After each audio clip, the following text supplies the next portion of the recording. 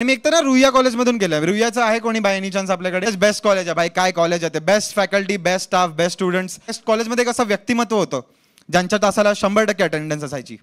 आमचा कॅन्टीनवाला काय जेवण द्यायचं यार, तो नॉर्मली चांगलं जेवण देतो त्याला काय म्हणतो आपण? अन्नपूर्ण ना. आमच्याकडे होता पूर्ण अन्न.